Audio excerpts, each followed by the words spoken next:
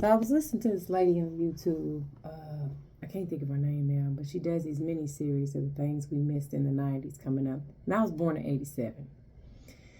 And it's so creepy to think about our childhood. Like, we think about the riding the bikes and, all day chasing ice cream trucks and like the cool part, right? Was it the nostalgia of our childhood? But so many things we missed. It was like our parents, all the adults around us were just completely blind and oblivious to all the perversion that was popping off. I was just thinking about how I was I was head over heels for Nas, the rapper, right? That was one of my favorite rappers. I had the biggest crush on Nas. Before my husband, I wanted to go to New York and I wanted to find Nas and I wanted to marry him. Okay, that was okay. He's a very talented man. He's very clever with his lyrics. I love how he tells stories, right? He paints a picture, imagery, right?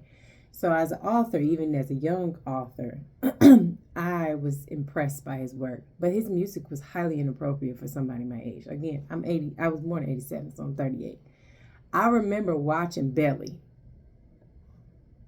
in middle school. I think when I watched Belly, I was in 8th grade, okay? I was in 8th grade. And I never forget it because for my 8th grade dance, I looked a hot mess. But this is how young my mind was, right? I said to myself, Nas like T-Boz, right? And T-Boz got her hair cut a certain way, a little mushroom kind of cut. And so I wanted to go out and get my hair cut like T-Boz, and I did. I literally went out and got my hair cut like T-Boz because I saw the movie Belly and I saw that Nas was attracted to T-Boz in the movie, right? Young, 8th grade. So I went to my 8th grade dance. My hair was a hot mess, but I had the T-Boz haircut in 8th grade. I think about some of the music that we listened to. Mr. Ice Cream Man, like Master P and No Limit was played in our house all the time. R. Kelly was played in our house all the time. Certain music, I don't even think our parents really thought about what was being said in the lyrics. It was just like a great veil or spell that was over our generation. Like, thick. Because most of the cartoons we watched that we thought was innocent was perverted. There were all these different avenues to perversion.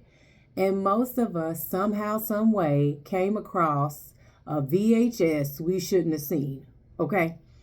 And it kind of warped your mind, whether it was the little neighbor next door. I remember for me, the first time I had ever seen something on that level, there was a little boy that lived next door. We lived in Sutton Place on 42nd and Post. And he was like, I want to show you this movie, right? I was like, okay. At this time, I think I was in 5th grade, maybe. And he put the VHS in. And it was grown-ups hunching. And I was like, oh. You know what I'm saying? But even at that age, it piqued your curiosity. Like, well, wait, what they doing? They seem like they like this, right? You know what I'm saying? And so, like, every one of us, I'm not saying every one of us, but most of the folks in my generation, either you had that creepy person in your family that somebody considered friends, or, would they play uncles and aunties, that you always had a bad vibe about, and then you grow up and you find out, no, they really was on that. They really was. And you just couldn't say nothing because you was a child, right? Or you was introduced to some stuff you shouldn't have been introduced to very young. A VHS, or some adults having inappropriate conversations around children, inappropriate music being played, inappropriate shows. When I think about some of the stuff that took place in our childhood that our parents were oblivious about, and I mean that sincerely, I feel like so many parents that raised 80s babies were so dedicated to providing that it just, like, they didn't even have the time to truly parent and like really be 10 toes down on protecting every aspect of the child, because you were working 2 jobs, or you were working very long hours, and the time you got home you were just exhausted, you know. And so I think about all the stuff that was perverted when we were children, and my generation of children that, you know, were born in the 80s are the frontliners of breaking generational curses now, where we're like, no, you're not going to play that music around my child. No, that creepy person, I don't care if that is your friend, they're not calling, my baby's not calling them uncle or auntie. No, you can't watch my kids. I told an elder who was just weird to me coming up, when they asked, can I watch your children? When you going to let me watch your children? You're not. Blood or not, you're not. I don't know. What did Kendrick say? I would cut my grandma off if she come with me sideways. Trust me, I have cut family off for less. When it comes to our children and that perverted spirit, yeah, we are 10 toes down guarding them to the utmost of our ability. When I say, like, our 16-year-old son asked us if we can watch Snowfall. I think that was a TV show. And as an adult, I had watched it, right? And I was done after the first episode when there was the scene where the 2 men were getting down, and it was not consensual. Like, if that's your lifestyle, that's your lifestyle. But if you forcing yourself on somebody, that's evil no matter what. And as a writer, I was like, was that even necessary for that part of the show? Like, even if it was a true story, it could have been done like through dialogue. I mean, like it could have transpired through conversation. Why did it have to be a scene where a brother's bending another brother over? So when our 16-year-old, even though you didn't see it, you hear it, your imagination goes wild. It's like they could have just had conversation about it. You know what I'm saying? He could have just been like walking funny or something. So to kind of imply that that's what popped off, but it did something to me. So I told our 16-year-old, no, why do we want you as a 16-year-old young man to watch a show where that's popping off, a bunch of drugs, a bunch of violence, and every freaking stereotype you can think of for certain people? No, you're not watching it. And so we have been told several times, well, y'all don't want to be too strict because you don't want them to get buck wild, and you don't want to shelter them because you don't want them to get buck wild. The definition of shelter is to provide coverage in the storm. And as a parent, it is your utmost responsibility to provide coverage in the storm we call perversion and craziness out here.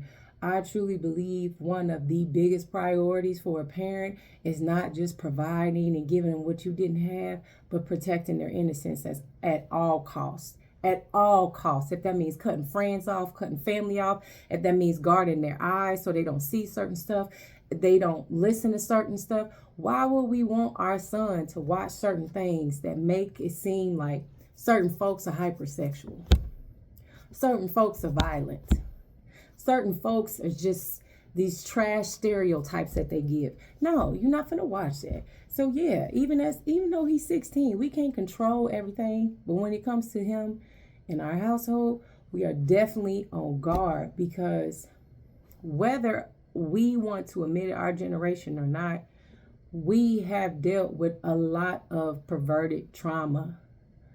I know a lot of people that I grew up with. It was a weird uncle, a weird auntie, a weird grandma, a weird play uncle or auntie. You have vibes about people, but people were kept around for the sake of being kept around. You know what I'm saying? And you got children that are now adults that are reflecting on why they have certain triggers, why it's so hard for them to trust folks, why is it so hard to open up to people and be vulnerable, why do you go from 0 to 10 so quick, why are you so angry all the time, and we unraveling all this stuff. And then it's sad because our parents' generation was told to be seen and not heard. And that to me sound like slave mentality. You know, like you just work and do what you got to do, but don't say nothing. You know what I'm saying? You be seen and you not heard. That's such an evil way to raise a child. And we weren't taught. Our parents weren't taught how to really parent. And then we had to learn how to parent. And it's vicious cycle that we're coming out of. But shout out to the lady. I wish I can remember her name. That's doing the creepy things that sorry, my nose is running.